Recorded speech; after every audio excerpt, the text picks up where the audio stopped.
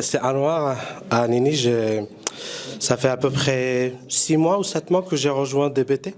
Mais avant, je bossais un peu dans la tâche. Je suis un ancien de chez Luca. Donc, je connaissais un peu très bien l'écosystème DBT. Et donc, aujourd'hui, j'ai l'immense plaisir de vous présenter un peu les nouveautés de DBT Labs. Donc, quand on parle de DBT Labs, c'est un peu la maison mère de DBT Core, que vous connaissez certainement tous. Mais c'est elle aussi qui produit aujourd'hui DBT Cloud, qui est aussi la solution managée que certains d'entre vous ont peut-être déjà joué avec ou connu. Donc ça va être la présentation d'aujourd'hui, ça va être très simple. Je vais parler de 3 fonctionnalités qui vont venir dans DBT Core. Puis je vais switcher un peu sur des fonctionnalités qui vont être sur DBT Cloud. Comme ça, on essaiera un peu de couvrir un petit peu de toutes les nouveautés qu'on a annoncées dans Coalesce 2024. Coalesce 2024, c'est notre événement annuel. Donc c'est là où on annonce vraiment toutes les innovations de DBT. Donc certainement des choses qui seront immédiatement en bêta, mais il y a aussi des announcements, ça veut dire des choses qui vont venir bientôt. Et s'il y a peut-être un point qui était vraiment, qui a fait un peu, que tous les utilisateurs ont bien apprécié. Hop. Et ben, je sais pas. Hop, je vais peut-être l'enlever. Je sais pas. Bon, je pense que je vais pouvoir l'arrêter. Non, mais tu peux laisser. Ouais, vas-y, arrête. Donc c'était juste pour avoir fait des choses. Parfait. Hop, ça m'a amené partout, c'était pas bien ça. Hop. On vient ici. Donc ce qu'on a annoncé un peu sur Core, donc sur la version 1.9, c'est un nouveau type d'incrémental qui s'appelle le micro-batch. Je ne vais pas vous ennuyer avec les slides, mais je vais aller directement vous expliquer à quoi ça sert dans l'IDE directement. Donc là, je suis en train de tester ce nouveau type de matérialisation qui est bien adapté pour tout ce qui est time series. Et ça va permettre vraiment de pouvoir aller chercher des batchs particuliers pour pouvoir le faire. Donc on va aller par une étape, une seconde, incrémental. Et je vais vous expliquer directement dans la config, comme ça va être un peu clair. Donc l'objectif de ce nouveau type d'incrémental, c'est vraiment de simplifier la tâche dans la définition des modèles incrémentaux de manière générale. Avant, si vous avez peut-être l'habitude avec DBT Cloud, DBT de manière générale, c'est que fallait insérer la condition directement pour mettre de l'incrémental. Ici, ça va être fait automatiquement. Donc j'écris le SQL qui va représenter un batch de transformation et automatiquement de CDBT qui va s'occuper d'aller chercher les incréments. Et donc du coup, par exemple, ici, j'ai un lookback qui permet par exemple de chercher les facts qui vont arriver plus tard. Je peux zoomer un petit peu? Je sais pas. Hop, voilà. Donc voilà, une configuration très simple. Donc j'ai le event time, j'ai un peu le begin, donc c'est un peu la première exécution. Après, à chaque exécution, ce que fait DBT, c'est qu'il garde en fait un bookmark du dernier batch. Et donc du coup, par exemple, ici, je peux le faire par day, je peux le faire par heure, par etc. Et j'ai mon lookback. Ce qui a vraiment, on n'a plus besoin de mettre une condition de l'incrémental derrière. Donc ici, vous voyez, j'écris à quoi correspond automatiquement un batch. Et donc du coup, ce que va faire DBT, on va voir ici, quand on va voir l'exécution. Donc par exemple ici je l'ai exécuté la première fois et je vais zoomer. Donc automatiquement quand je l'exécute ici, il va aller chercher le lookback. Donc le lookback est assez important, surtout en time series, parce que des fois vous avez je sais pas, vous êtes en train de jouer à un jeu, vous allez en mode avion, donc du coup il n'y a pas de transfert de event à l'application, au back-end, et quand vous reconnectez plus tard, peut-être un jour après, vous allez avoir des events qui vont arriver assez tard, donc le lookback ça vous permet de le faire, de chercher directement les batchs.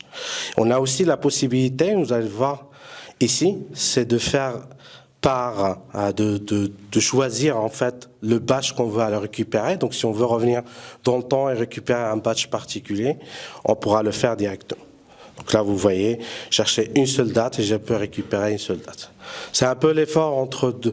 Il y a ceux qui connaissent un peu DBT, on utilisait plutôt Insert by Period, qui était une custom matérialisation. Donc là, l'objectif, c'est vraiment de simplifier tous ces, les modèles incrémentaux dans le contexte du micro-batch. Ce qui va venir bientôt, c'est aussi la possibilité de les faire tourner en parallèle. Donc là, pour l'instant, dans le bêta, vous allez voir, on va tourner requête par requête. Et d'ailleurs, je vous montre un petit peu à quoi ressemble la requête. Donc là, vous voyez, par exemple, pour une date particulière, DBT va aller venir et aller chercher directement, chercher en fait les conditions qu'on va mettre ici, qui d'habitude, on était obligé de les renseigner directement dans l'incrémental. Donc ce macro-batch, c'est pas forcément un remplacement des modèles incrémentaux dont vous avez l'habitude, mais ça permet notamment pour tout ce qui est time series, de proposer une alternative qui va être à la fois moins coûteuse, puisqu'on n'est pas obligé de scanner énorme data pour savoir quelle est la date, quelles sont les dates manquantes. Donc là, on va aller vraiment de façon bien précise, aller chercher les batchs qu'on va augmenter. Donc ça, c'est disponible. Et comme j'ai dit, la valeur, c'est vraiment de permettre de loader des batchs spécifiques. Si jamais il y a une erreur, DBT est capable de reprendre à partir de l'erreur. Donc on n'est pas obligé à chaque fois de reprendre ces batchs-là. Donc ça, c'est un peu la première fonctionnalité qu'on a annoncée un peu en coalesce. La deuxième, c'est un peu amélioration des snapshots. Pour ceux qui font du DBT, ils savent à quel point c'était pas assez facile de mettre des snapshots. On était obligé à chaque fois de créer des fichiers particuliers pour chaque snapshot. On pouvait pas forcément changer les métadatas tels que les colonnes qu'on insérait. Donc là, c'est devenu plus simple. Donc on peut le faire dans un fichier YAML. Et donc ça va vraiment simplifier la gestion des snapshots. Je vous montre un exemple ici. Hop. Paris Meetup. Donc sur mon Snapchat, donc si je viens ici, vous allez voir la définition de mon Snapchat. Très simple. Je fais un exemple ici où j'ai changé une des colonnes en particulier pour pouvoir le faire. Et vous allez voir en fait, ce qui est aussi intéressant, c'est qu'on n'a pas un endroit arbitraire pour mettre les snapshots. Donc là, ça va être aussi, ça va dépendre un peu de ce que vous faites déjà, par exemple, en tant que stratégie. Donc ça va être, par exemple, déployé sur un schéma particulier. Donc là, par exemple, je peux aller vraiment facilement récupérer mon snapshot, comme ici. Et voilà, donc un peu sur la preview, vous allez voir, en fait, on peut vraiment aller chercher. Hop. Un peu difficile de faire la démo avec une seule main. Vous voyez ici, par exemple, on peut contrôler la metadata, mais aussi, en fait, on peut retrouver en fait l'endroit plus facilement. Là, on peut le mettre. Donc là, c'est vraiment ma matérialisation custom qui me permet de dire, voilà, je veux que les snapshots soient dans la partie dev dans cet endroit, en production dans un autre endroit. Donc c'est un peu la deuxième qu'on a annoncée essentiellement. Et ensuite, il y avait, quelque chose que sûrement si vous travaillez dans la data, vous ne pouvez pas ne pas en fait savoir ce qui se passe, surtout avec le format Iceberg. Donc on a introduit le support pour le format Iceberg. Donc disponible pour plusieurs adaptateurs, donc notamment Athena, Snowflake, etc. Donc qui permet en fait, ça va être une étape essentielle qu'on va avoir pour réaliser vraiment des meshes entre plusieurs plateformes. Donc c'est essentiellement les trois fonctionnalités qu'on a annoncées pour Core et qui sont disponibles sur la version 1.9 en bêta. Il faut juste chercher la documentation. Des fois, ils sont cachés derrière des flags pour ne pas avoir des comportements inattendus du DBT. Donc là, on va plutôt partir sur la partie DBT Cloud. Donc DBT Cloud, c'est la solution managée, donc qu'on offre pour les entreprises. D'ailleurs, on a aussi une approche hybride qui permet aussi à pas mal d'entreprises de fonctionner avec une partie avec du Core et une partie avec DBT Cloud. Vous allez voir, DBT Cloud, ça va être une solution qui va permettre à des utilisateurs moins techniques d'aussi participer dans la transformation. Ils n'auront pas de souci à se faire pour gérer en fait l'information l'infrastructure derrière, etc. Et la première chose qu'on a annoncée, notamment à partir du fait qu'on a fait de l'iceberg, on est aujourd'hui capable de faire en fait un mesh entre deux plateformes. Donc déjà, DBT Cloud permettait de faire un DBT mesh, enfin de réaliser un mesh entre deux projets DBT, par exemple. Là, on est allé un cran en plus, c'est qu'on est capable de le faire entre plateformes. Donc on est en bêta avec Athena et Redshift.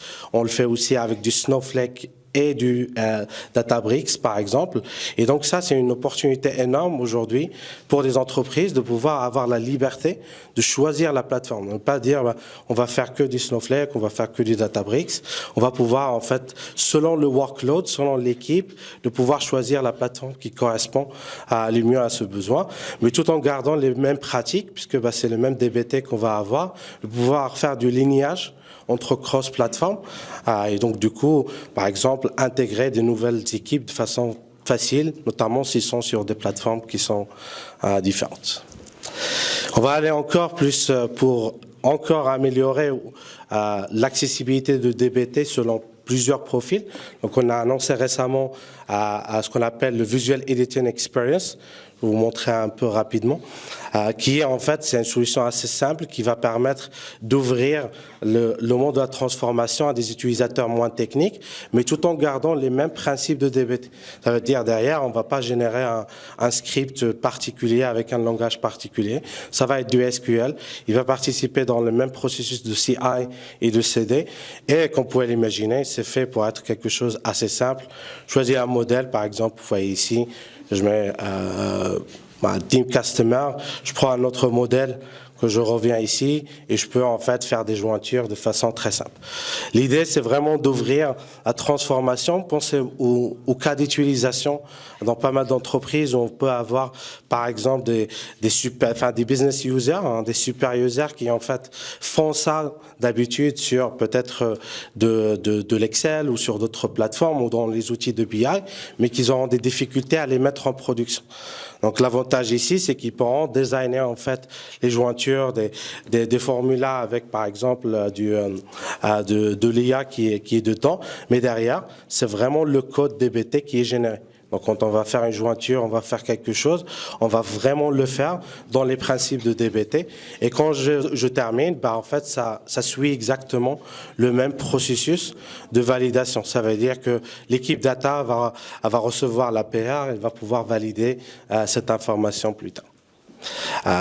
Il fait aussi un peu l'aspect inverse. Ça, c'est quelque chose que j'ai découvert moi-même, qui est super cool. Donc par exemple, je prends ma Team Customer.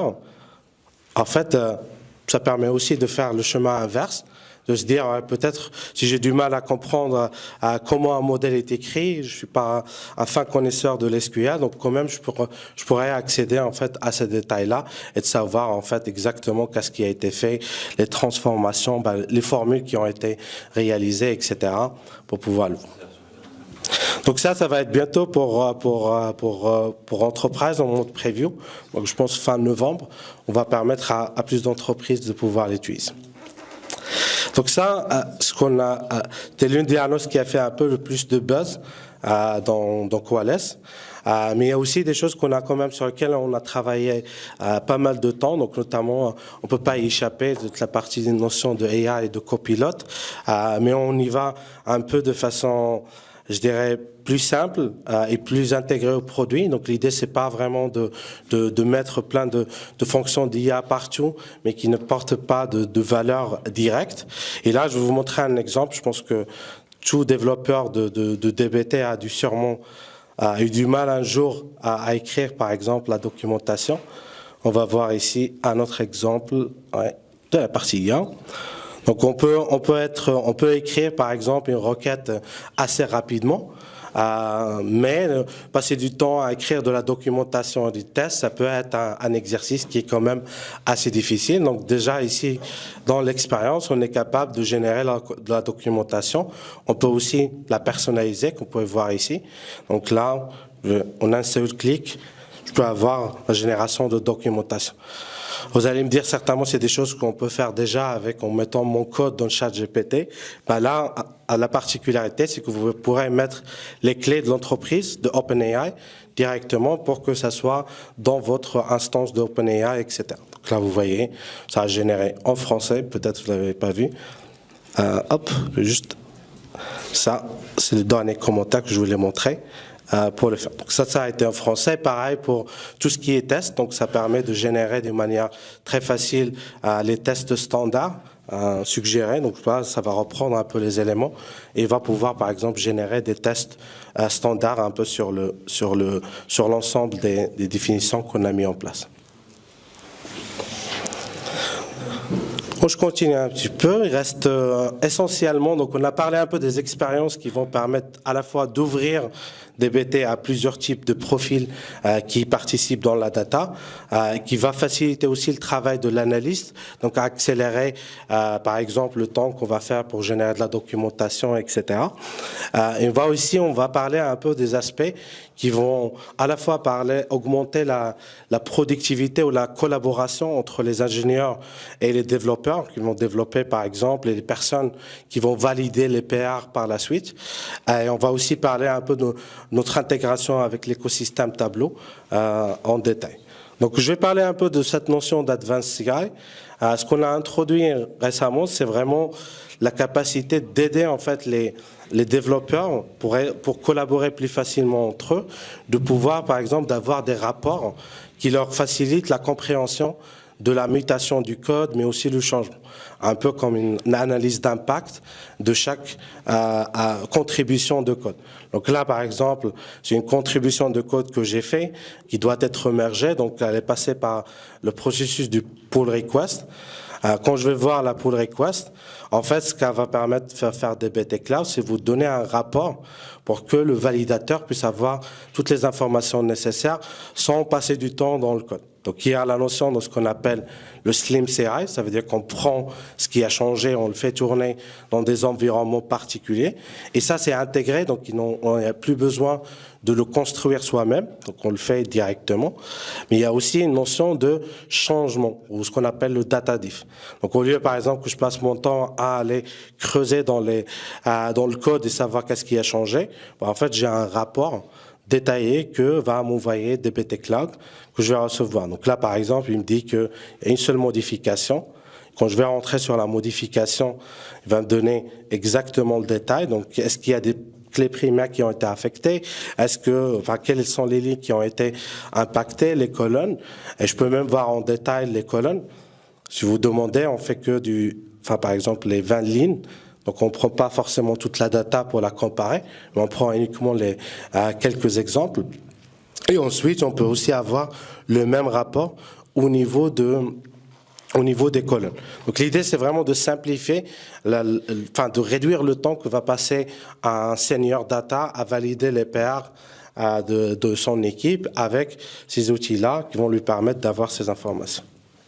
Pour la partie intégration de tableau, donc aujourd'hui, on a annoncé ça il y a pas mal de temps. On va avoir la possibilité, par exemple, sur un dashboard de tableau, d'aller venir donner un résumé de l'état de santé du pipeline qui amène vers ce dashboard-là. Donc, les tables qui sont derrière ce dashboard-là, ils font partie d'un pipeline DBT.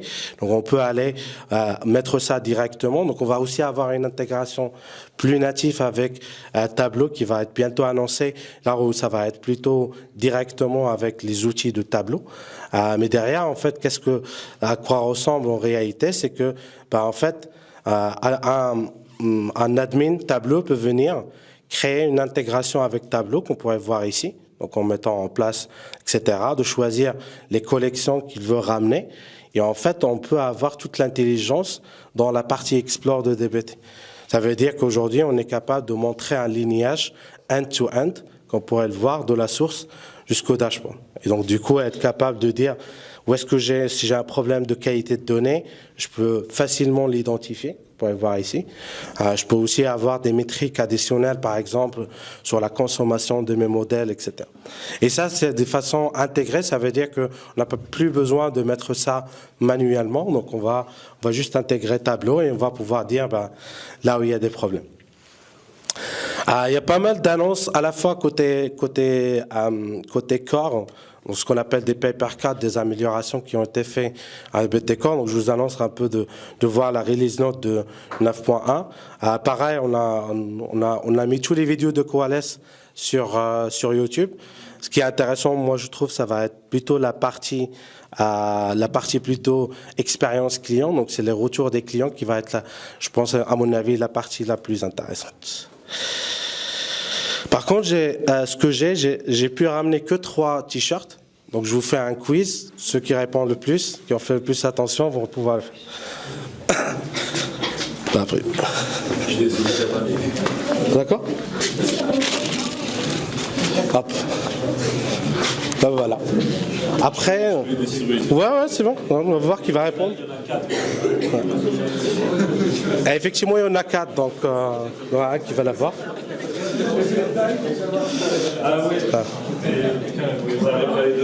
Prêt pour la première question? Après, je ne sais pas comment je pourrais élire la personne. Bon, la personne qui peut répondre en premier, on va le faire. Comment s'appelle la fonction? C'est ici, Julien. Bah, il faut faire attention. Hein. Je regarde les détails. Bah oui.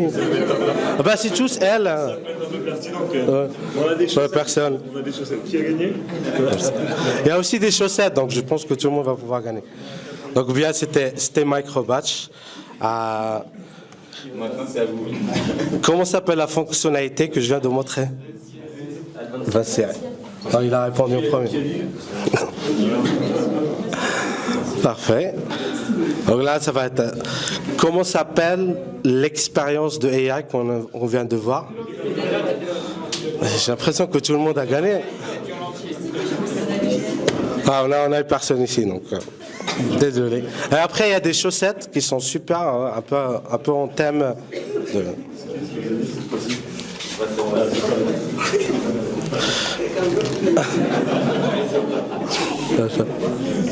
Je ne sais pas pour la dernière question. Peut-être une question de la présentation de William. Si tu veux. Tu peux demander le package qu'on a utilisé sur la validation. Ouais. Je peux dire. Bon. Quel package développé par DBT Labs on a utilisé pour tout ce qui était validation? Vas-y. Ouais. Bah, c'est tout. T-shirt.